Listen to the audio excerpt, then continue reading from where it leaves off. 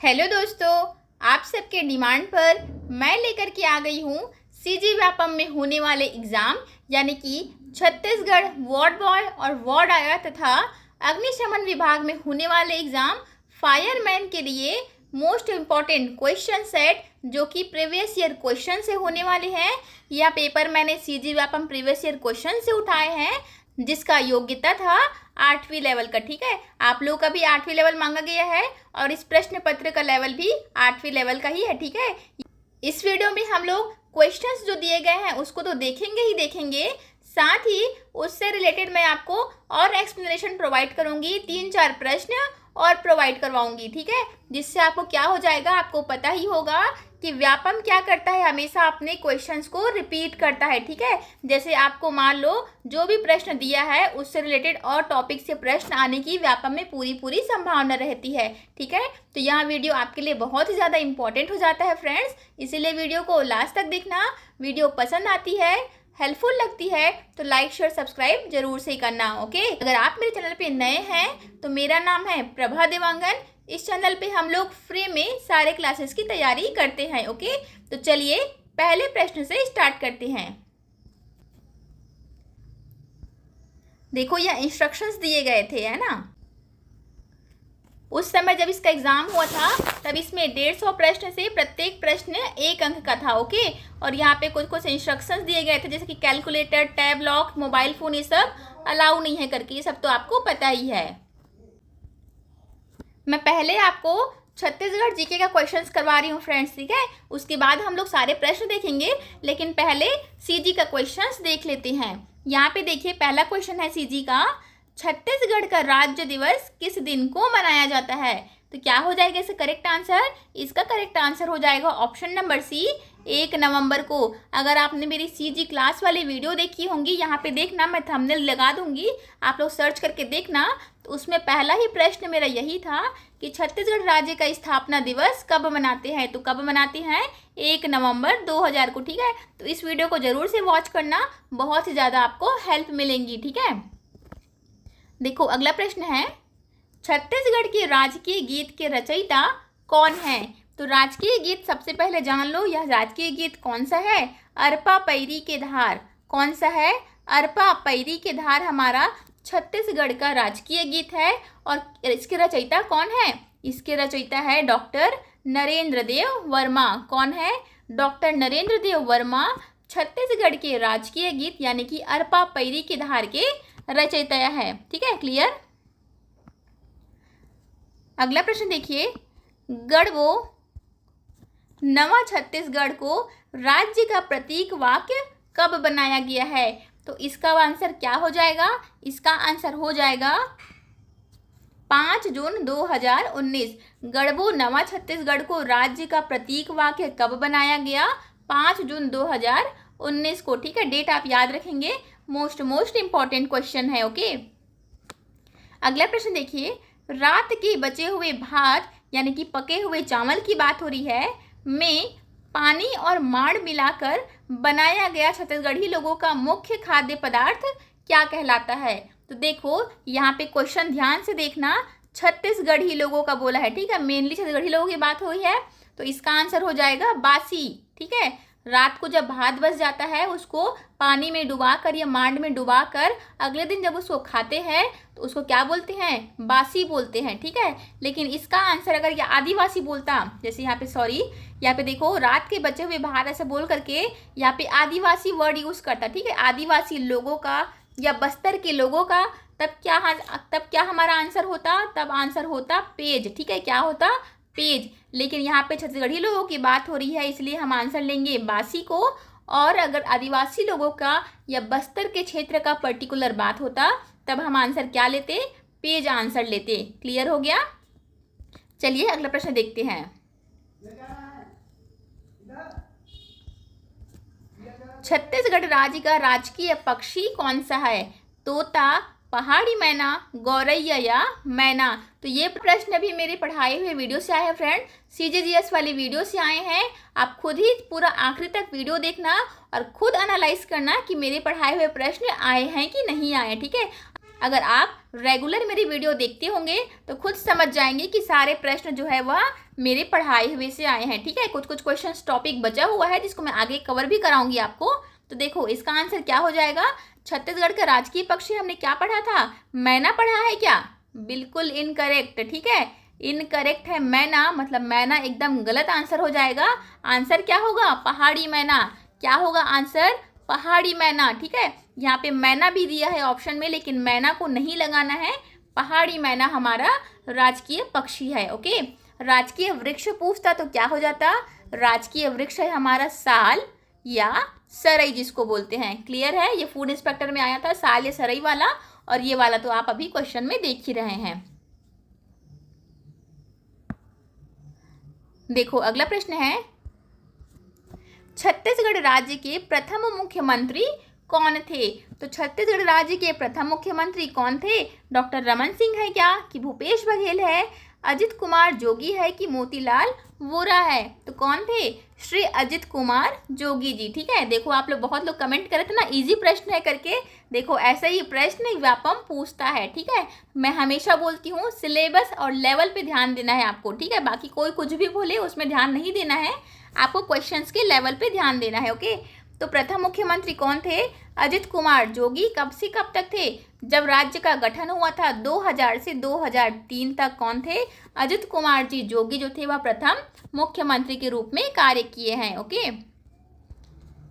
अगला प्रश्न देखो, छत्तीसगढ़ राज्य के वर्तमान राज्यपाल का नाम क्या है? तो वर्तमान राज्यपाल मतलब जब 2022 में इसका एग्जाम हुआ था उस बेसिस पे पूछ रहा है, तो उस समय राज्यपाल कौन थे, श्रीमती अनुसुईया उइके। और वर्तमान में 2025 में कौन है राज्यपाल, कमेंट करके बताएंगे आप लोग। ठीक है, राज्यपाल वर्तमान में कौन है, यही है कि चेंज हो गए हैं? देखो अगला प्रश्न देखना, राउत नाचा नृत्य कब किया जाता है? राउत नाचा आपको बहुत ही फेमस त्यौहार है हमारा, यहाँ पे देखिए बिलासपुर में होता है, सबसे मेनली कहाँ पे होता है, बिलासपुर में होता है। कब होता है, यहाँ होता है आपका देव उठनी एकादशी के बाद। कब होता है, देव उठनी एकादशी के बाद बिलासपुर में राउत नाचा मनाया जाता है, जो कि कब से चालू हुआ था, 1978 से। कब से चालू हुआ है, 1978 से। कहाँ होता है, बिलासपुर के लाल बहादुर शास्त्री। ठीक है, लाल बहादुर शास्त्री मैदान में होता है। कोई बिलासपुर से होगा तो आप जानते भी होंगे, तो बिलासपुर में होता है, बिलासपुर के लाल बहादुर शास्त्री में होता है। देव उठनी एकादशी के बाद यहाँ मनाया जाता है। ठीक है, राउत नाचा। ओके, एक क्वेश्चन और पूछता है, ये मोस्ट इंपॉर्टेंट टॉपिक है ना, इसको मिस मत करना। एक क्वेश्चन और पूछता है कि 2024 मतलब वर्तमान में या 2025 में कौन से नंबर का राउत नाचा मनाया जाएगा? तो 2025 में कौन से नंबर का मनाया जाएगा, यह मनाया जाएगा आपका 48वां। ठीक है, 48वां या 47वां, एक बार कंफ्यूज हो रही हूँ, आप लोग एक बार चेक करना, या मैं आपको कमेंट बॉक्स में पिन कर दूंगी, वहाँ पे देखना 47वां या 48वां है। ठीक है, तो 2025 में कौन से क्रम का है ये हमने देख लिया। कब मनाते हैं, देव उठनी एकादशी के बाद। कब से मनाया जा रहा है, 1978 से। ठीक है, तो राउत नाच नृत्य कब किया जाता है, तो दिवाली के तुरंत बाद, होली के तुरंत बाद, दशहरा के तुरंत बाद, हरेली के बाद। यहाँ पे दिवाली, अगर देव उठनी भी दिया रहता तो हम क्या लेते, देव उठनी ज़्यादा प्रॉपर आंसर होता। ओके, पंथी नृत्य किस जाति का परंपरागत नृत्य है? तो पंथी किस जाति का है, पंथी जो है वह सतनामी जाति का है। पंथी जो है वह सतनामी जाति का है। इसको किसने वर्ल्ड लेवल पे फेमस किया था, देवदास बंजारे ने। किसने किया था, देवदास बंजारे ने पंथी नृत्य को इंटरनेशनल लेवल पे फेमस किया था। क्लियर हो गया, नाम भी आप याद रखेंगे, जितने भी मैं आपको बता रही हूँ सारे पॉइंट्स यहाँ ध्यान रखेंगे आप। ठीक है, अगला प्रश्न देखिए, पंडवानी गाथा किससे जुड़ी हुई है? तो पंडवानी गाथा किससे जुड़ी हुई है, राम की कथा से, हनुमान की कथा से, देवी गाथा से, या पांडवों की कथा से? पंडवानी गाथा आपने सुना होगा, किससे संबंधित रखती है, द्रौपदी और पांडवों की कहानी होती है पंडवानी में। ठीक है, पंडवानी गाथा में द्रौपदी और पांडवों की कहानी होती है। इसकी सबसे प्रसिद्ध गायिका कौन है, तीजन बाई, ऋतु निषाद, इन लोग हैं पंडवानी से संबंध रखते हैं। क्लियर,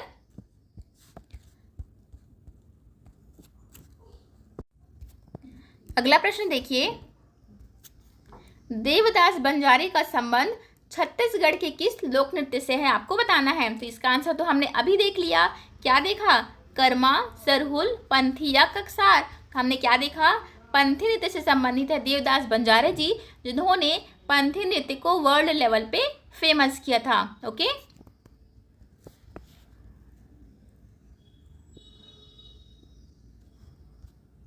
देखिए अगला प्रश्न, छत्तीसगढ़ी फिल्म मोर छैया भुइयां के लेखक और निर्माता निर्देशक कौन थे?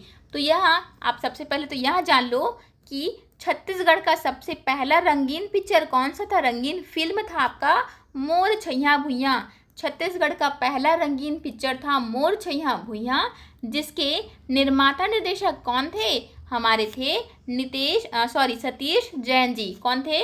मोर छैया भुइयां के निर्देशक थे सतीश जैन जी। ओके, अगला प्रश्न देखिए, गुरु घासीदास का जन्म किस ग्राम में हुआ था? तो ये प्रश्न भी मैंने करवाया हुआ है। गुरु घासीदास का जन्म किस ग्राम में हुआ था? यह हुआ था आपके गिरौदपुरी में। कहाँ हुआ था? गिरौदपुरी में। और भंडारपुरी में क्या हुआ था? भंडारपुरी में उनकी मृत्यु हुई थी। कहाँ हुई थी? भंडारपुरी में गुरु घासीदास जी की मृत्यु हुई थी। और जन्म कहाँ हुआ था? गिरौदपुरी में हुआ था। वहीं पे क्या स्थापित किया गया है? जय स्तंभ स्थापित किया गया है। ठीक है,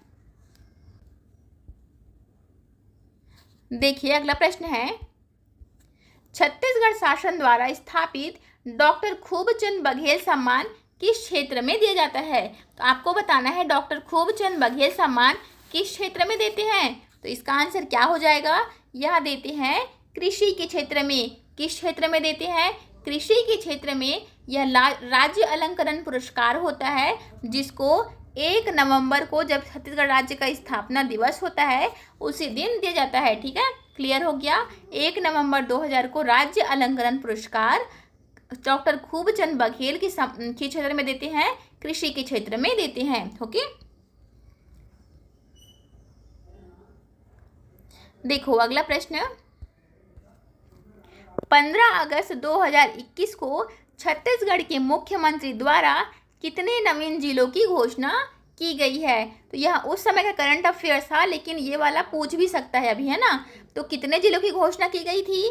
तो यहाँ की गई थी 4 जिलों की। कितने जिलों की घोषणा की गई थी? 4 जिलों की। कौन कौन सी थी? एक तो थी शक्ति, दूसरी थी आपकी मोहेला मानपुर, ठीक है, मोहेला मानपुर, और तीसरी कौन थी?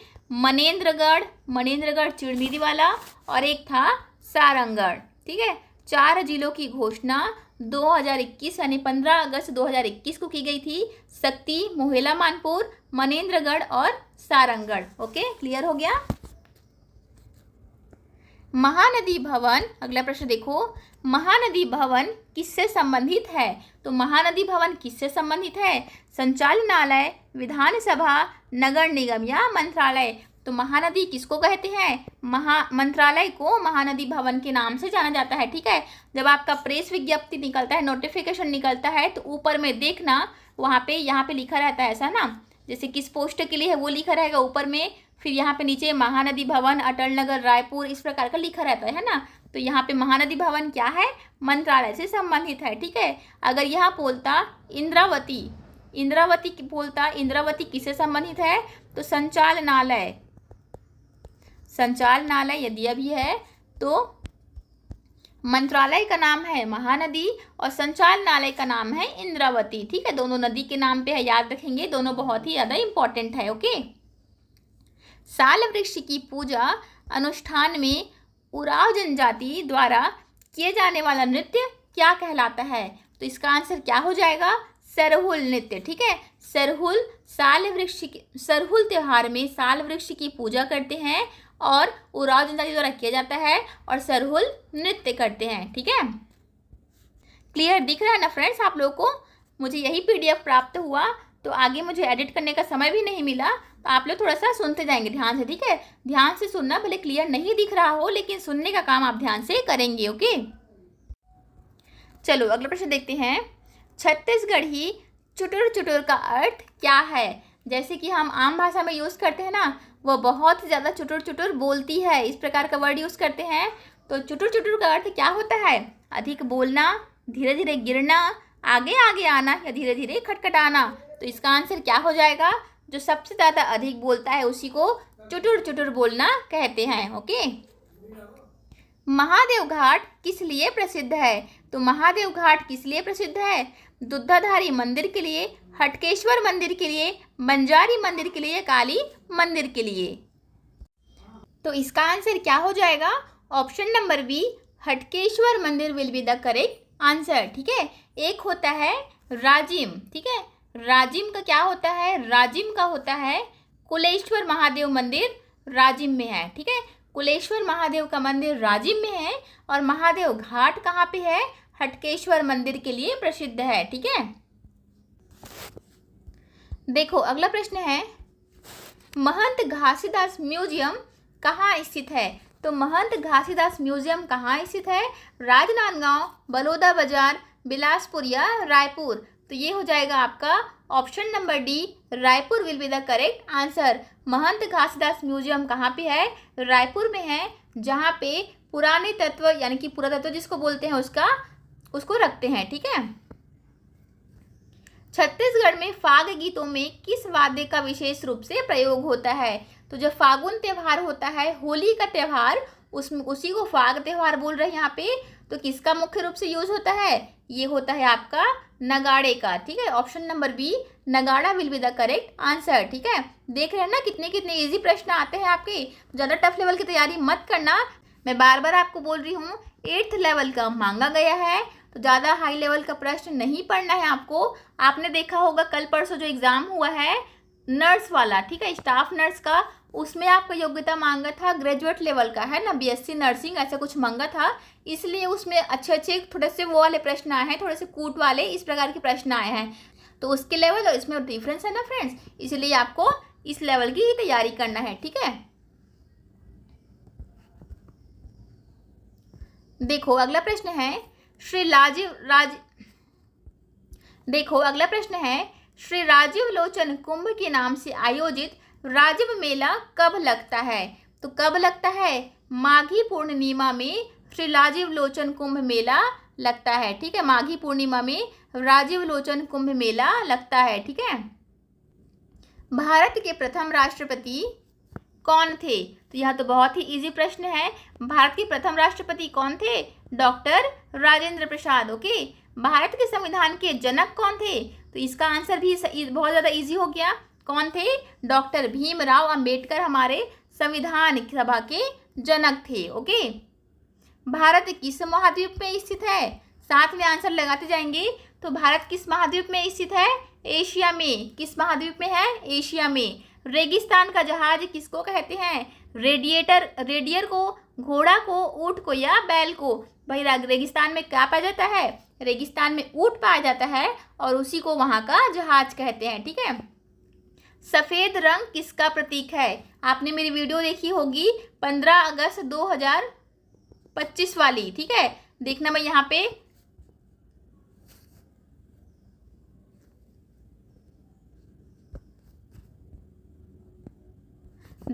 पे थंबनेल लगा देती हूँ। तो इस थंबनेल से आप लोग क्या करेंगे, वीडियो को मैच कर लेंगे। इसमें मैंने 15 अगस्त 2025 के जितने भी करंट अफेयर्स बन सकते हैं सारा चीज़ मैंने उसमें कवर कराया। ठीक है, तो टॉपिक भले अलग हो गया है लेकिन सारा चीज़ आपको उस वीडियो में मिल जाएंगे। तो उस वीडियो को जरूर से देखना फ्रेंड्स, क्योंकि यह अभी अभी गया है आपका 15 अगस्त वाला।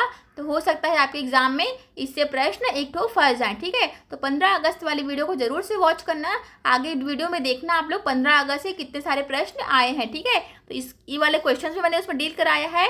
और अभी जो 2025 में जो रिलेटेड 2025 में ना करंट अफेयर्स हुए हैं 15 अगस्त रिलेटेड, उसमें भी उसको भी मैंने सारा चीज़ उसमें कवर किया है। ठीक है, तो सफ़ेद रंग किसका प्रतीक होता है? सफ़ेद रंग होता है शांति का प्रतीक। ठीक है, सफ़ेद रंग होता है शांति का प्रतीक। हरा रंग जो होता है वह हरियाली का प्रतीक होता है। हरा रंग किसका प्रतीक होता है? हरियाली का।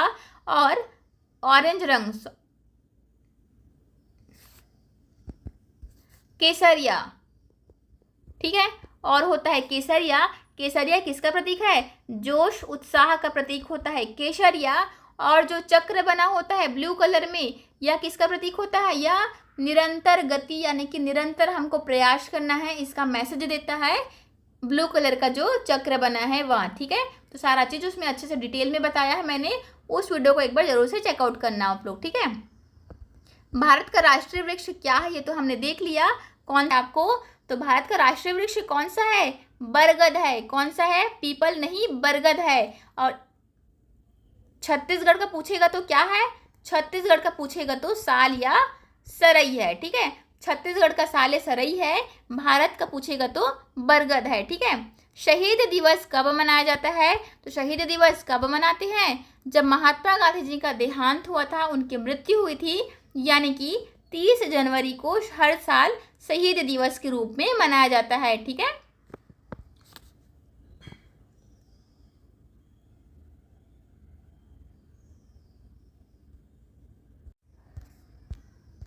चलिए इंडियन जीएस के क्वेश्चंस देखते हैं। भारत का लौह पुरुष किसे कहा जाता है? तो भारत का लौह पुरुष किसको कहते हैं? यानी कि आयरन मैन, है ना। इंग्लिश में इसी को आयरन मैन भी कहते हैं, इन्हीं का नाम आयरन मैन है। किनको कहते हैं? तो सरदार वल्लभ भाई पटेल जी को लौह पुरुष के नाम से जानते हैं, ओके। गुजरात का गिर राष्ट्रीय उद्यान किस लिए प्रसिद्ध है? तो गुजरात का गिर राष्ट्रीय उद्यान जो है वह सिंह के लिए प्रसिद्ध है, ठीक है। किस लिए? सिंह के लिए प्रसिद्ध है, ध्यान रखेंगे आप लोग। गुजरात में है गिर राष्ट्रीय उद्यान। प्रश्न अभी पूछ सकता है कि गिर राष्ट्रीय उद्यान कहाँ का है? तो कहाँ का है मतलब गुजरात का है, ओके। देखिए अगला प्रश्न, मानव के शरीर के कुल कितनी अस्थियां पाई जाती है? मानव शरीर में कुल कितनी अस्थियां पाई जाती हैं? तो 206 प्रकार की हड्डियां पाई जाती है। अस्थियां को ही हड्डियां बोलते हैं। तो 206 प्रकार की हड्डियां पाई जाती है मानव के शरीर में। और दांत कितने प्रकार के पाए जाते हैं? दांत जो होते हैं वह 4 प्रकार के होते हैं, याद रखेंगे। दांत जो होते हैं वह 4 प्रकार के। सबसे मोटा कौन सा होता है? सबसे मोटा लेयर होता है इनेमल, याद रखिए। दांत का सबसे मोटा लेयर जो होता है, ऊपरी परत जो होता है, उसको इनेमल कहते हैं। 4 प्रकार के होते हैं। हड्डियां जो होती है वह 206 प्रकार की होती है, ओके। 15 अगस्त 2022 से देखो करंट अफेयर वाले क्वेश्चन आ गए। ये 2022 का पेपर है, इसलिए 2022 में करंट अफेयर पूछा है। आप 2025 में पेपर दिलाएंगे, इसलिए आपको 2025 15 अगस्त 2025 का पेपर क्वेश्चंस दे करके जाना है, ठीक है। तो 15 अगस्त 2022 को भारत की स्वतंत्रता के कितने वर्ष पूरे हो गए? तो उस समय की बात हो रही है। तो उस समय हुआ था 2022 में 75वां हुआ था, ठीक है। और अभी पूछेगा अभी कितना हुआ है? तो अभी हुआ है 79, ठीक है। अभी कौन से नंबर का हम लोग स्वतंत्रता दिवस मनाए हैं? तो 79, ओके। अगला प्रश्न देखिए, भारत ने कितने विश्व कप जीते हैं? तो कितने विश्व कप जीते हैं भारत ने? भारत ने 2 बार जीता है। कितनी बार? 2 बार जीता है। पहली बार जीता था 1983 में, जब कपिल देव जी थे कैप्टन, ठीक है। कपिल देव जी की कैप्टनसी में 1983 में पहला विश्व कप जीता था। उसके बाद 2011 में जीते थे, जब धोनी थे। कौन थे? धोनी। तो विश्व कप कितने बार जीते हैं? 2 बार जीते हैं, 1983 में और 2011 में।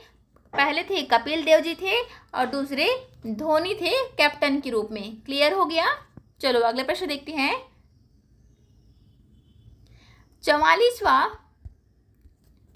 चेस ओलंपियाड का आयोजन कहाँ हुआ है? उस समय का फिर से करंट अफेयर है, तो इसका आंसर हो जाएगा चेन्नई। इससे रिलेटेड आपको प्रश्न देख करके जाना है ना। इस प्रकार का प्रश्न दिखाने का मतलब यह है, इस टॉपिक से रिलेटेड जितने भी आपको क्वेश्चंस आ रहे हैं, जितने उतने पूरे क्वेश्चंस को रट के जाना है, ओके। भारत में 7वां प्रश्न देखिए, भारत में कमल मंदिर यानी कि लोटस टेम्पल कहाँ स्थित है? तो लोटस टेम्पल कहाँ स्थित है? यह है आपके दिल्ली में। कहाँ स्थित है? लोटस टेम्पल, जिसको कमल मंदिर भी कहते हैं, दिल्ली में स्थित है, ओके। एक लीप वर्ष में एक वर्ष कितने दिन का होता है? तो ये तो एकदम इजी प्रश्न हो गया। नॉर्मल दिन हमारा सामान्य वर्ष कितने दिन का होता है? 365 दिन का होता है। और लीप वर्ष में एक दिन एक्स्ट्रा कर देते हैं तो 366 दिन बन जाता है, ठीक है। फरवरी में जो 29 दिन होते हैं ना, वैसे तो फरवरी 28 दिन का होता है, लेकिन हर वर्ष के बाद चौथे साल में एक ऐसा माह आता है फरवरी में, जिसमें एक एक्स्ट्रा दिन हो जाता है, उसी को लीप वर्ष कहते हैं। तो 365 प्लस 1 करेंगे तो 366 दिन। कौन सा? Option number D will be the correct answer, okay. देखिए अगला प्रश्न, ऑस्कर पुरस्कार किस क्षेत्र में दिया जाता है? तो ऑस्कर पुरस्कार किस क्षेत्र में देते हैं? यह देते हैं फिल्म के क्षेत्र में। किस क्षेत्र में देते हैं? फिल्म के क्षेत्र में ऑस्कर पुरस्कार दिया जाता है। ओके,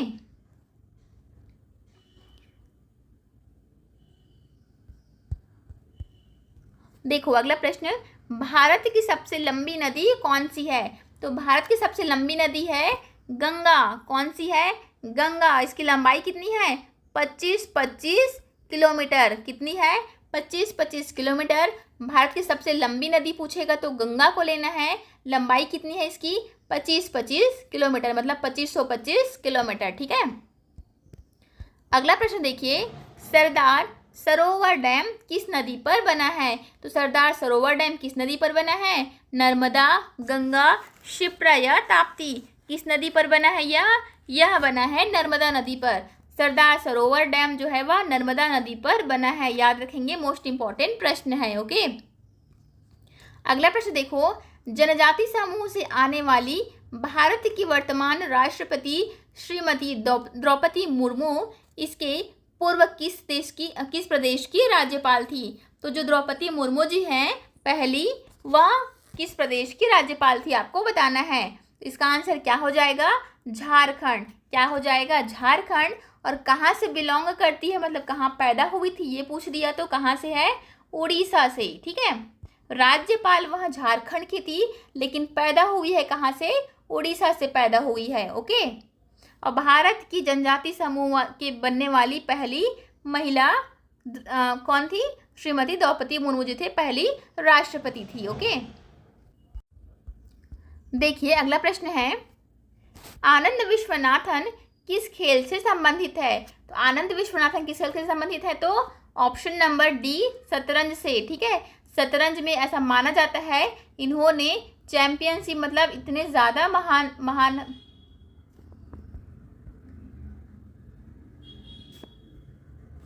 इनके बारे में बोला जाता है कि शतरंज में यह सुपर कंप्यूटर जो है उनको भी हरा दिए थे। किसको हरा दिए थे? सुपर कंप्यूटर को भी हराने वाले कौन थे? आनंद विश्वनाथन जी। और यह किस खेल से संबंधित है? तो शतरंज से। याद रखेंगे, एक प्रश्न यह भी पूछ सकता है कि सुपर कंप्यूटर को शतरंज में किसने हराया था? तो इसका आंसर क्या हो जाएगा? आनंद विश्वनाथन जी ने। ठीक है, अगला प्रश्न देखिए, 150 प्रश्नों का सेट है ना फ्रेंड्स, तो आगे बने रहिएगा वीडियो में। आप लोग बोलते हैं कि लॉन्ग वीडियो लाइए करके, इसीलिए मैंने लॉन्ग वीडियो आज लाया है। तो वीडियो को लास्ट तक देखना, वरना मेरी मेहनत वेस्ट हो जाएंगी। ओके, तो लॉन्ग वीडियो है लेकिन हेल्पफुल वीडियो है, तो सारे क्वेश्चंस को देख करके ही जाना। ओके, कोविड-19 सर्वप्रथम कहाँ पाया गया था? तो कहाँ पाया गया था? वुहान में। सर्वप्रथम वुहान में पाया जाता था, चीन के वुहान में। ठीक है, अगर भारत में पूछ देता कि भारत में कहाँ पाई जाती है करके तो केरल आंसर हो जाता। ठीक है, लेकिन यहाँ पे सर्वप्रथम बोल दिया है तो हमने वुहान को आंसर लेंगे। लेकिन अगर बोलता कि भारत का आंसर टॉपिक, लेकिन अगर भारत का यहाँ पे वर्ड यूज होता तो हम लोग क्या लेते? केरल को लेते। ओके, देखिए, प्रसिद्ध सिरपुर मंदिर किस नदी के किनारे स्थित है? तो सिरपुर नदी किस नदी के किनारे स्थित है? इसका आंसर क्या हो जाएगा? ऑप्शन नंबर बी, महानदी के किनारे। सिरपुर मंदिर किस नदी के किनारे स्थित है? महानदी के किनारे सिरपुर मंदिर स्थित है। ओके, देखिए अगला प्रश्न, भारत का संविधान किस सन में लागू हुआ? तो इसका आंसर तो बहुत ज़्यादा इजी है, मैंने आपको कई बार बताया भी है कि संविधान कब लागू हुआ था? 1950 को। अगर आपको वर्ड यूज़ कर दे कि कब अंगीकृत किया गया था, अगर आपको वर्ड यूज़ कर दे कि भारत का संविधान जो है वह कब अंगीकृत किया गया था करके, तो क्या लेंगे? 26 जनवरी 1949 को लेंगे। ठीक है, और कब लागू हुआ बोलेगा तो 1950। 26 जनवरी 1950 को लागू हुआ था। बनकर कब तैयार हुआ था? तो 26 जनवरी 1949, मतलब 1 साल पहले बन करके तैयार हो गया था। ओके, देखो अगला प्रश्न, मारो फिरंगी को किसका नारा है? तो मारो फिरंगी को किसका नारा है?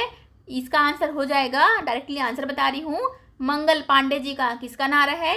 मंगल पांडे जी का नारा है मारो फिरंगी को। ओके, प्रसिद्ध जलाशय खूटा घाट प्रदेश के किस जिले में स्थित है?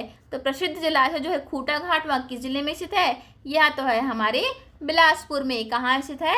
बिलासपुर में स्थित है। ठीक है, देखो मैथ्स के प्रश्न आ गए, इसको सॉल्व करके नहीं बता पाऊंगी पूरा। हाँ, कुछ ट्रिक मैं आपको बता देती हूँ जिससे आप लोग सॉल्व करना और आंसर को मैच करना। ठीक है, मैं आपको आंसर बताते जा रही हूँ, आप लोग खुद सॉल्व करना, और आपको नहीं बनता है तो मुझे कमेंट कर देना, अगली वीडियो में मैं इसको बना दूंगी। फिलहाल मैं सिर्फ और सिर्फ इसका आंसर बता रही हूँ। ठीक है, वरना वीडियो बहुत ज़्यादा लंबा हो जाएगा, फिर वो मज़ा नहीं आएगा। ठीक है, तो मैं डायरेक्टली आपको आंसर बता रही हूँ। तो देखो पहले का आंसर क्या हो जाएगा? इसका आंसर हो जाएगा ऑप्शन नंबर सी। ठीक है, -8/28 इसका आंसर होगा। सॉल्व करके देखना। ठीक है, तभी मतलब है वीडियो देखने का, सॉल्व करके जरूर से देखना। अगर नहीं बनता है तो मुझे कमेंट कर देना, मैं आपको सॉल्व करके बता दूंगी। ठीक है, निम्न में सबसे छोटा कौन सा है? इसका आंसर हो जाएगा आपका ऑप्शन नंबर ए। ठीक है, अब देखो कितना इजी प्रश्न आया है मैथ्स का। देखो -18 गुणित -1 कितना हो जाएगा? 18 गुणित 1 करेंगे तो आता है 18, माइनस माइनस क्या हो जाएगा? प्लस आएगा, मतलब 18 हो जाएगा पूरा मिलके। 14/7 करेंगे तो क्या आ जाएगा? 2 आएगा। 14 को 7 से जब भाग करेंगे तो कितना आएगा? 2 आएगा। और प्लस का प्लस मतलब 18 + 2 करेंगे तो कितना आएगा? 20 आएगा। ये तो ऐसे ही सॉल्व हो गया। Option number D will be the correct answer. ठीक है, तो बस इतना ही करना था। ठीक है, इसलिए बोल रही हूँ जितना आपको बनता है सॉल्व करके देखना, नहीं बनता है तो मैं तो यहाँ पे बैठी हूँ, आपको सॉल्व करके पूरा बताऊँगी। ठीक है, 37 रुपये वाला इसका आंसर क्या हो जाएगा? इसका आंसर हो जाएगा 314.5। ये इसका आंसर 23 का आंसर हो जाएगा 2200। ठीक है, ये वाला। और देखो एक और इजी प्रश्न दिया है, एक त्रिभुज के 2 कोण 48 और 73 है, तो तीसरा कोण आपको निकालना है। तो देखो इतना तो आपको पता ही होगा, त्रिभुज के 3 कोणों का मान कितना होता है? Angle A, angle B, angle C का मान होता है 180 डिग्री। और यहाँ पे 2 कोण का मान दिया है, मतलब मान लो एक और ए और बी का मान दिया है, तीसरे का मान आपको निकालना है। तो 48 और 73 को जोड़ दो, जो भी आएगा उसको 180 से माइनस कर दो। आंसर क्या निकल के आ जाएगा? आंसर निकल के आएगा आपका ऑप्शन नंबर डी। ठीक है, 59 डिग्री निकल के आएगा। निकाल करके देखना आप लोग। ओके, और देखो इस प्रश्न का आंसर ये मैंने कल ही जो वीडियो अपलोड किया है ना मैथ्स में, देखना यहाँ पे मैं थंबनेल लगा दूंगी, उसमें देखना सेम टू सेम क्वेश्चन मैंने कराया है, एक भी इधर से उधर नहीं है, एकदम डिट्टो प्रश्न यहाँ पे कराया है मैंने। इसलिए बोलती हूँ सारा वीडियो देखा कीजिए आप लोग, चाहे वो मैथ्स का हो, इंग्लिश का हो, हिंदी का हो, क्योंकि किसी न किसी वे में आपके काम में ही आएंगे। ठीक है, साथ ही आप लोग क्या किया कीजिए फ्रेंड्स, डिस्क्रिप्शन बॉक्स एक बार चेक कर लिया कीजिए। ठीक है, जो डिस्क्रिप्शन दिख रहा है ना आपको यहाँ पे, उसको एक बार जरूर से चेकआउट किया कीजिए। उसमें मैं क्या करती हूँ, उसको लिंक्स डाल देती हूँ जिससे आपको हेल्पफुल वीडियोस मिल जाती है। ठीक है, इसलिए सारे वीडियोस को देखा करना है, सारे काम की वीडियोस होती है। ओके, तो इस वीडियो को देखना है ये वाले को, और इस क्वेश्चन को सॉल्व करके बताना कितना आता है। ठीक है, चलो इसका आंसर आप लोग कमेंट करना, मैं इसका आंसर नहीं बता रही हूँ। देखो इस प्रश्न का 26वें प्रश्न का आंसर क्या हो जाएगा? इसका आंसर हो जाएगा ऑप्शन नंबर डी है शायद, हाँ ऑप्शन नंबर डी। ओके, 30वें प्रश्न का आंसर नहीं, यहाँ पे और प्रश्न है। 27वें प्रश्न का आंसर क्या हो जाएगा? इसका आंसर हो जाएगा सी। ओके, 48,000। फिर 28वें देखो, ये भी मैंने एकदम डिट्टो कराया है, जो मैंने अभी थंबनेल दिखाया ना आपको, डिट्टो सेम प्रश्न अभी करवाया था मैंने। ठीक है, कल का ही वीडियो है वह, एक बार आप चेकआउट कर लेना। अगर आपको यकीन नहीं होता तो सेम टू सेम प्रश्न मैंने कराए हैं। ठीक है, तो इसका आंसर क्या हो जाएगा? 243। ओके, इसको सॉल्व करके देखना फ्रेंड्स आप लोग, मैं गलत नहीं बताऊंगी आपको, ये तो बहुत ज़्यादा इजी है। इस वीडियो से हेल्प लेना और सॉल्व कर लेना। ठीक है, चलो इसका मैं अलग से वीडियो ही बना दूंगी आपके लिए। ठीक है, क्योंकि क्वेश्चंस बताने में मुझे प्रॉब्लम हो रहा है, सॉल्व करके देखना पड़ेगा, ऐसे बताने में प्रॉब्लम हो जा रहा है। ठीक है, तो सॉल्व करके आप लोग देखना, नहीं बनेगा तो मुझे कमेंट कर देना, मैं सारे क्वेश्चंस को आपको बता दूंगी। लीजिए स्क्रीनशॉट मार लीजिए सारे क्वेश्चंस को, और सॉल्व करके खुद देख लेना। आप लोग देख लीजिए,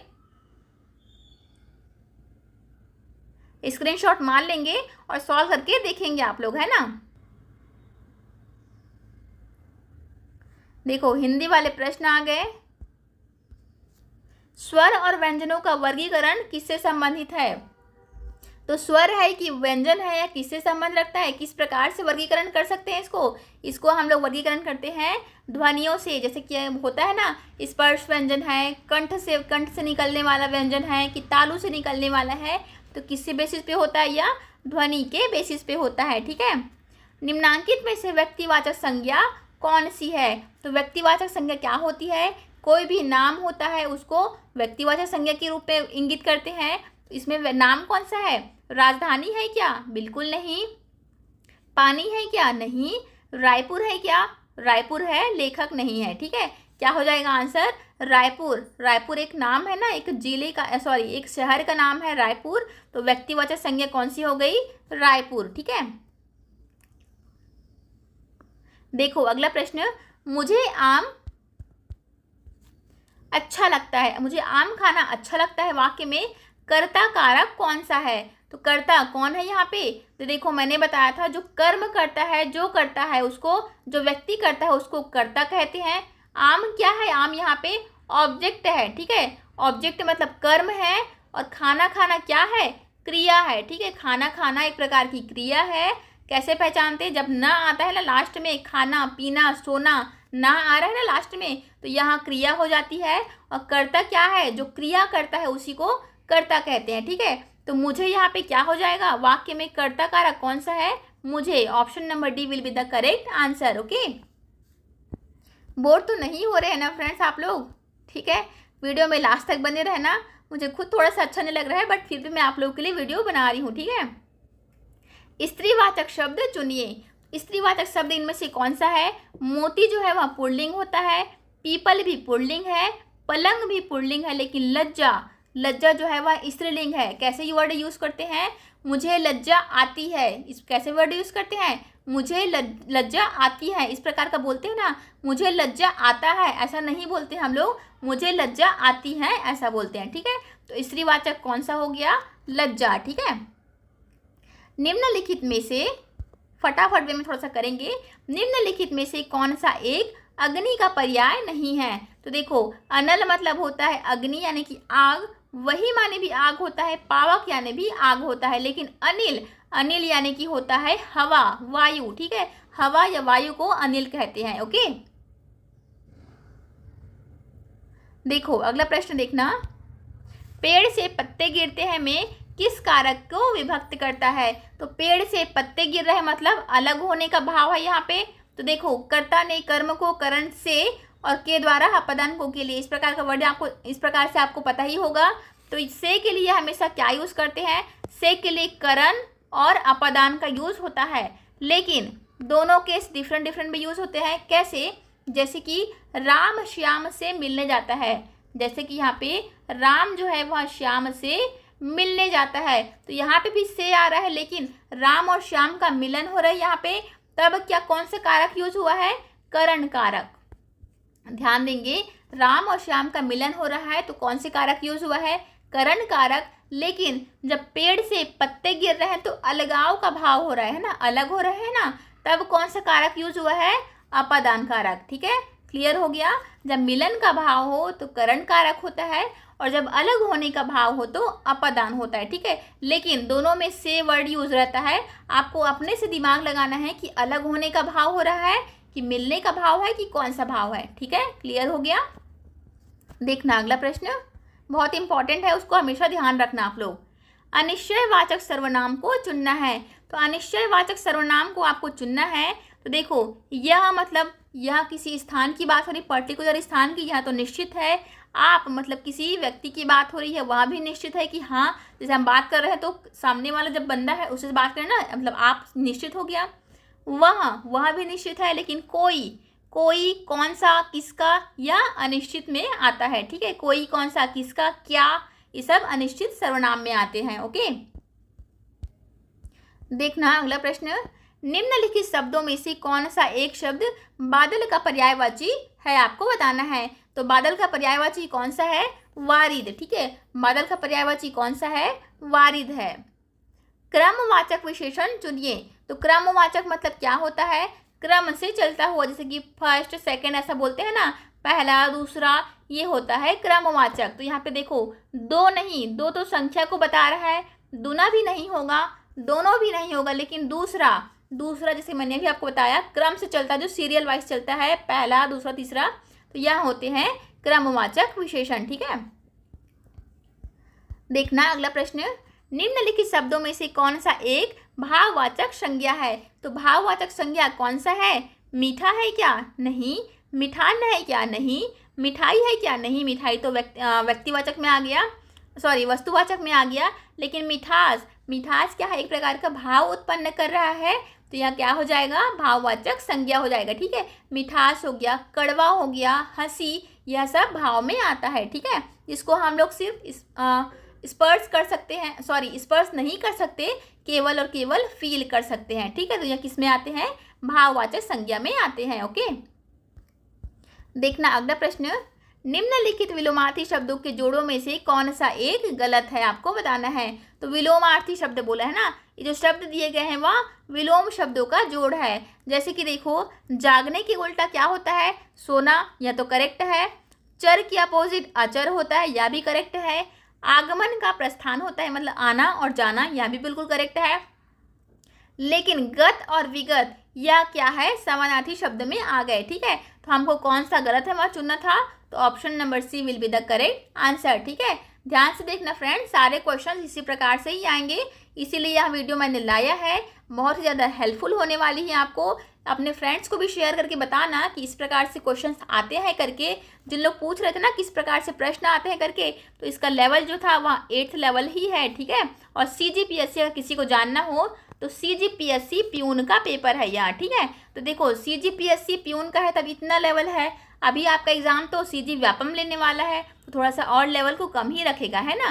तो इसी प्रकार से ही प्रश्न आएंगे, आप ये मान के चलिए, और इसी प्रकार से ही तैयारी करना है आपको। ठीक है, आगे हम लोग छत्तीसगढ़ी भाषा के भी क्वेश्चंस देखेंगे। आप लोग बोल रहे थे सारे क्वेश्चंस लाने के लिए, इसलिए मैंने सारे क्वेश्चंस लाया है। आपको सारा वीडियो पूरे ध्यान से ही देखना है। ओके, कौन सा प्रश्न में आए थे? हाँ, 55, निम्नलिखित तत्सम तद्भव के जोड़ों में से कौन सा एक गलत है? तो देखो, अग्नि का तत्सम तद्भव क्या होता है? आग होता है, यह तो करेक्ट है। चमड़ा और चाम, यह सही है क्या? यही तो हमारा होता है गलत। ठीक है, चर्म का होता है चमड़ी। ठीक है, तृण का तिनका होता है, चित्रकार का चितेरा होता है। ठीक है, तो क्या हो जाएगा answer? Option number B will be the correct answer. थोड़ा सा फास्ट वे में करा रही हूँ, लेकिन आप लोग क्या करेंगे, वीडियो को समझने का प्रयास करेंगे। ठीक है, ज़्यादा वीडियो लंबा नहीं बना सकती क्योंकि मुझे भी थोड़ा सा काम रहता है। ओके, देखना अगला प्रश्न, निम्नलिखित में से कौन सा एक अशुद्ध है? आपको बताना है। तो शुद्ध अशुद्ध वाला मैंने 2-3 प्रश्न करवाए थे आपको, तो देखो इसी प्रकार से ही प्रश्न आते हैं ना। तो अनभिज्ञ तो शुद्ध है, अनाहुत भी शुद्ध है, अनधिकार भी शुद्ध है। देखो अनाधिकार नहीं होता ना, अनधिकार होता है, तो यह भी करेक्ट है। लेकिन अनापेक्षित नहीं होता, अनपेक्षित होता है, अनपेक्षित। ठीक है, यहाँ पे अनधिकार होता है, बड़ी आ की मात्रा नहीं लगती है, वैसे ही अनापेक्षित नहीं होता, अनपेक्षित होता है। ओके, देखना अगला प्रश्न, निम्नलिखित में से कौन सा एक अव्ययी भाव समास है? अव्ययी भाव समास में क्या होता है? जैसे कि यहाँ पे दिया है ऑप्शन नंबर सी, प्रतिदिन। प्रतिदिन का हम लोग समास विग्रह करेंगे तो क्या हो जाएगा? दिन प्रतिदिन।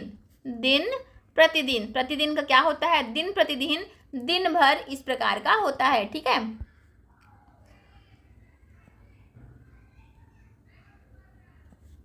देखना अगला प्रश्न, दिन रात जिस समास का उदाहरण है वह कौन सा है? तो मैंने आपको एक एग्जाम्पल से बताया था, माता पिता, है ना, चिन्ह वाले में। आपने वह वीडियो तो पक्का देखा नहीं होगा क्योंकि उसमें व्यूज़ बहुत ज़्यादा कम गए हैं। तो माता पिता चिन्ह वाले वीडियो में देखना, मैंने एग्जाम्पल से आपको बताया है। तो माता पिता जो होते हैं उसके बीच में ये चिन्ह लगता है, योजक चिन्ह बोलते हैं इसी को। जिन्होंने भी वीडियो देखा हो कमेंट करके बताना, आपको क्लियर हो जाएगा ये वाला क्वेश्चन। तो माता और पिता के बीच में जो चिन्ह लगा है, तो यह किस समास का उदाहरण हो जाता है? द्वंद्व समास का उदाहरण होता है। ठीक है, माता पिता, भाई बहन। भाई और बहन को कैसे लिखते हैं? सिंपल ऐसे लिखते हैं क्या? नहीं, इसके बीच में योजक चिन्ह को लगाते हैं। क्लियर हो गया? तो दिन रात जिस समास का उदाहरण है वह कौन सा हो जाएगा? द्वंद्व समास। माता पिता, भाई बहन, राम कृष्ण, ये सारे किस समास के उदाहरण है? द्वंद्व समास के उदाहरण है। ठीक है, दोनों पद की प्रधानता जिसमें होती है उसको द्वंद्व समास कहते हैं। क्लियर हो गया? देखना अगला प्रश्न।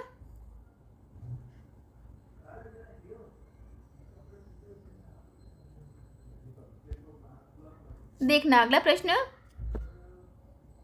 हिंदी भाषा का विकास जिस बोली से हुआ है वह कौन सी है? हिंदी भाषा का विकास किस बोली से हुआ है? ऑप्शन नंबर सी, खड़ी बोली से। किस बोली से हुआ है? खड़ी बोली से। ठीक है। आदर शब्द से बना विशेषण कौन सा है? आदर से बना विशेषण कौन सा हो जाएगा? आदर का होता है आदरणीय। ठीक है, आदर का होता है आदरणीय विशेषण है। ओके, देखो अगला प्रश्न है, शुद्ध वाक्य को आपको चुनना है। तो शुद्ध वाक्य कौन सा हो जाएगा?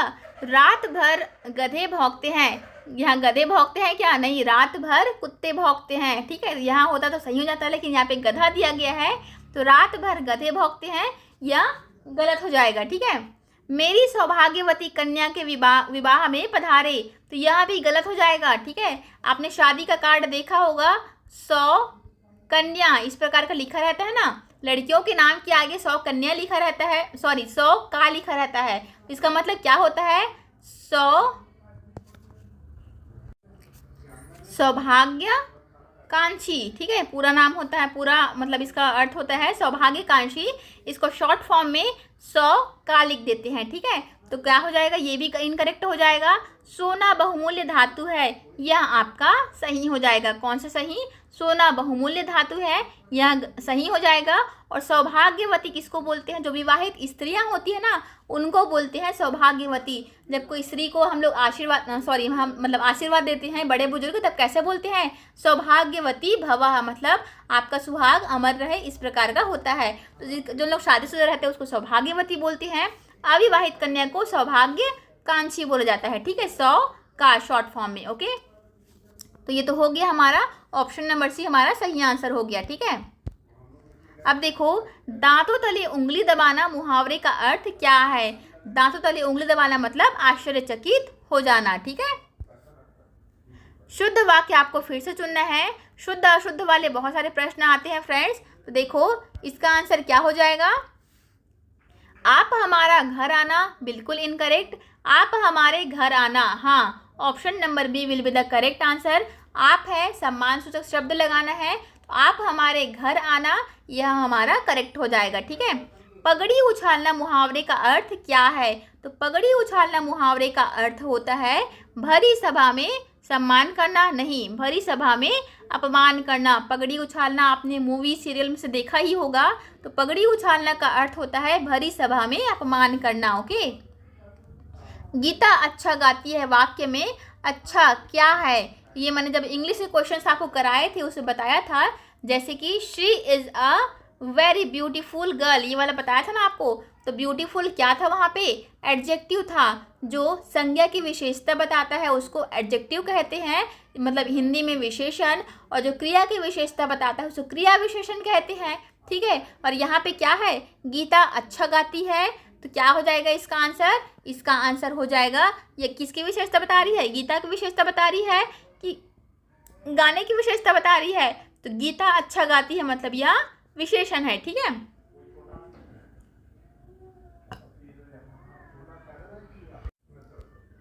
देखो फिर से सही वाक्य का चयन करना है आपको। संगीता को बेटी हुई, संगीता की बेटी हुई, संगीता के बेटी हुई, ये संगीता का बेटी हुई, तो क्या हो जाएगा? संगीता की बेटी हुई, यह हमारा ऑप्शन नंबर बी सही आंसर हो जाएगा। ठीक है। संगीता को नहीं होता, संगीता की होता है। ओके। वह छुट्टी में अपने गांव जा रहा है वाक्य में अपने गांव किस कारक में है? तो वह छुट्टी में अपने गांव जा रहा है मतलब या किस केस में यूज होता है? यह यूज होता है आपका संप्रदान में। नहीं, थोड़ा सा कंफ्यूजिंग है, इसका मैं आपको बाद में बताऊंगी। ठीक है, या आप लोगों को पता हो तो बताना, मैं गलत बता दूंगी आप लोगों का नुकसान हो जाएगा, तो क्या मतलब? ठीक है, तो मैं इसको एक बार कंफर्म करके बता दूंगी आपको। ओके। न 3 में न 13 में कहावत का क्या अर्थ है? तो न 3 में न 13 में मतलब होता है न घर का न घाट का, एक और होता है न घर का न घाट का, दोनों का अर्थ होता है अत्यंत उपेक्षित व्यक्ति, मतलब जिसका कोई मोल ही नहीं है, न तो वह घर का है न घाट का है, मतलब न तो 3 में है न तो 13 में है। ठीक है, किसी में भी गिनती नहीं है उसकी। ओके। सही शब्द चुनना है, तो सही शब्द कौन सा है? सही शब्द होता है ऑप्शन नंबर सी वाग्मय, ठीक है, कौन सा हो जाएगा, वाग्मय। ड के नीचे हलंत लगा रहता है और मय होता है, ठीक है। निम्नलिखित में से कौन सी शब्द की सही वर्तनी है, फिर से आपको बताना है। तो यहाँ तो बहुत ज़्यादा इजी है, ये हम लोग आम भाषा में यूज़ भी करते हैं, लिखते हैं। कौन सा, संसार, बिंदी वाला सिंगल बिंदी रहता है संसार में, ठीक है। निम्नलिखित में से कौन सा चंद्रमा का पर्याय नहीं है, चंद्रमा का पर्याय कौन सा नहीं है, शशिधर है, शशधर भी है, शशांक है कि शशि है। तो क्या हो जाएगा, शशिधर मतलब चंद्रमा होता है, शशि का मतलब चंद्रमा ही होता है, शशांक मतलब भी होता है, लेकिन शशधर ऐसा कुछ शब्द नहीं होता है, ठीक है। तो क्या हो जाएगा, कौन सा नहीं है पूछा है, इसलिए option number B will be the incorrect answer, ठीक है, इनकरेक्ट आंसर। लौहा का अर्थ क्या है, लौहा लौहा करत है, इस प्रकार का वर्ड यूज़ करते हैं ना हम लोग, हमारी माता बहन लोग जो भी करते हैं। तो लौहा लौहा करत है मतलब जल्दी जल्दी करने को लौहा लौहा बोलते हैं, मतलब क्या हो जाएगा, लौहा का अर्थ जल्दी। Option number C will be the correct answer. मैं झन जावाऊँ वाक्य का सही रूप क्या होगा, मैं झन जावाऊँ इसका सही रूप क्या होगा, मैं मत जावाऊँ, मैं नहीं जाऊँ, मैं कैसे जाऊँ, या मंकाबर जाऊँ। तो क्या हो जाएगा करेक्ट आंसर, मैं नहीं जाऊँ, क्या हो जाएगा, मैं नहीं जाऊँ, ये हो जाएगा आपका सही आंसर। ओके, देखना आपका अगला प्रश्न आ रहा है। ओ मन कहत खाली स्थान वाक्य को सही में पूरा कीजिए, सही विकल्प में पूरा करना है। तो ओ मन कहित रहीस, रहे, रह या रहीन। तो ओ मन कहत रहीन, क्या हो जाएगा, ओ मन कहत रहीन है, ऐसा प्रकार का बोलते हैं ना, तो क्या हो जाएगा, ओ मन कहत रहीन। ओके, भदेश का मतलब क्या होता है, भदेश का मतलब होता है विदेश, अपना देश और विदेश, तो भदेश मतलब होता है विदेश। ओके, टेटका का अर्थ क्या होता है, ये इस प्रकार का क्वेश्चन और आया था, कौन सा, अभी आया था ना आपके आरक्षक के एग्जाम में, शायद पुलिस आरक्षक के एग्जाम में, भूसड़ी, ठीक है, भूसड़ी का अर्थ क्या होता है यह पूछा था, तो इसका अर्थ होता है मच्छर। ओके, और टेटका का अर्थ क्या होता है, गिरगिट को टेटका कहते हैं, ठीक है। आंखें उघड़ना मुहावरे का अर्थ क्या है, तो आंखें उघड़ना मुहावरे का अर्थ होता है सोकर उठ जाना, सत्य को जानना, आंखें दुखना या आंसू आना। तो क्या हो जाएगा, आंखें उघड़ना मतलब सत्य को जानना, ठीक है, सत्य को पहचान जाना आंखें उघड़ना कहलाता है, ठीक है। जेठ शब्द, देखिए अगला प्रश्न, जेठ शब्द जिस मूल शब्द से विकसित है वह कौन सा है। तो ज्येष्ठ जो है इसका तत्सम बताना था आपको, तो किससे लिया गया है, यथेष्ट नहीं ज्येष्ठ, ठीक है, ये वाला option number C will be the correct answer. Okay, सुकवा का अर्थ क्या होता है, तो सुकवा का अर्थ होता है शुक्र तारा को सुकवा कहते हैं, छत्तीसगढ़ी में सुकवा मतलब होता है शुक्र तारा। ओके, अम्मट का अर्थ क्या होता है, अम्मट का अर्थ होता है आम की तरह, बिल्कुल इनकरेक्ट। आम होता है क्या, नहीं, छत्तीसगढ़ी में आम को क्या कहते हैं, आमा कहते हैं, आमा है ना। खट्टा होता है क्या, नहीं, लेकिन एक प्रकार का फल, सॉरी खट्टा होता है, यहाँ पे खट्टा सब्जी भी दे देना चाहिए था, एक प्रकार का फल नहीं होता, एक प्रकार का सब्जी बनाते हैं खट्टा, उसी को अम्मट कहते हैं, ठीक है। पत्ते की सब्जी बनाते हैं ना, कोचाई पत्ता का, उसी को अम्मट यानी कि सब्जी बोल सकते हैं आप लोग, इस प्रकार का बोलते हैं। मुझे घर जाना है का सही छत्तीसगढ़ी अनुवाद बताना है आपको। तो मुझे घर जाना है का सही छत्तीसगढ़ी अनुवाद क्या हो जाएगा, मोला घर जाना रहीस, मोला घर जाए बर है, मोला घर जाना पर ही, या मैं घर जाऊँ। तो मुझे घर जाना है का छत्तीसगढ़ी अनुवाद क्या हो जाएगा, मोला घर जाए बर है। Option number B will be the correct answer, ठीक है। अभी तक आपने वीडियो को लाइक नहीं किया है तो लाइक और शेयर सब्सक्राइब सारा चीज़ कर देंगे, ठीक है, बोलना ना पड़े बार बार, सारा चीज़ आप लोग अपने से करके रखेंगे, ठीक है।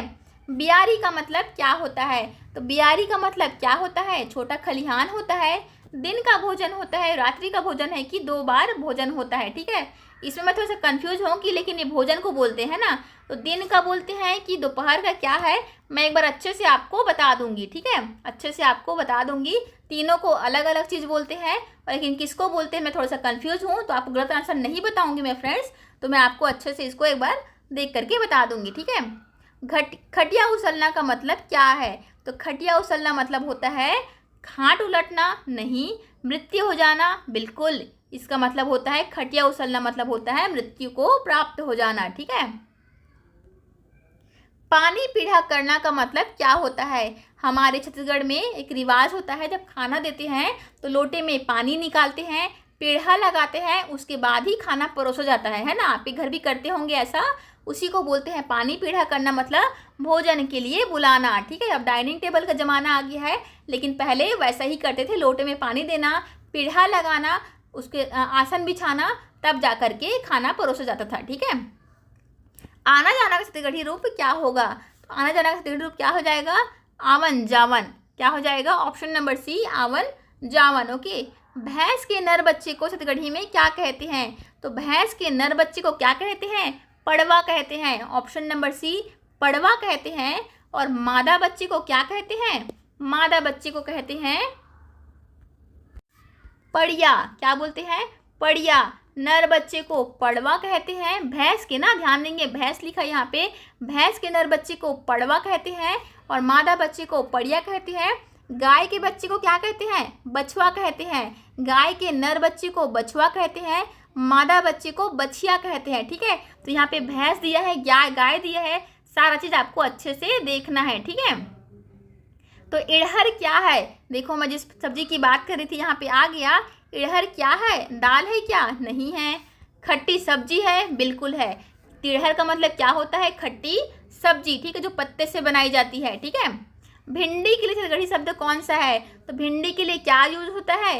रमकेलिया। ठीक है, भिंडी को ही छत्तीसगढ़ी में रमकेलिया कहते हैं। ठीक है, फास्ट वे में करा रही हूँ, लेकिन आपको इस वीडियो को स्किप नहीं करना है, सारा वीडियो ध्यान से देखना है। भले समझ में नहीं आ रहा है तो दोबारा एक बार प्ले करो, लेकिन सारा क्वेश्चंस देख करके ही जाना। ठीक है, ताकि आपको क्लियर हो कि किस प्रकार के प्रश्न पूछे जाते हैं। आप जो तैयारी कर रहे हो वह सही दिशा में कर रहे हो कि नहीं, यह जानना भी बहुत ज़्यादा जरूरी है, इसलिए वीडियो को लास्ट तक ही देखना है। ठीक है, ओखी का मतलब क्या होता है? ओखी लगाना मतलब बहाना मारना। ठीक है, ओखी लगाना मतलब बहाना करना। कानाफूसी करना के लिए छत्तीसगढ़ी मुहावरा कौन सा है? कानाफूसी करना, इसका मतलब होता है खुरसेत करना, खुरखार करना, खुसुर फुसुर करना। ठीक है, खुसुर फुसुर करना। Option number C will be the correct answer. कानाफूसी करना मतलब खुसुर फुसुर करना। ठीक है, इतवार के दिन तुहर घर जहाँ को सही करने के लिए जिस शब्द को हटाना पड़ेगा वह कौन सा है? इतवार के दिन तुहर घर जहाँ।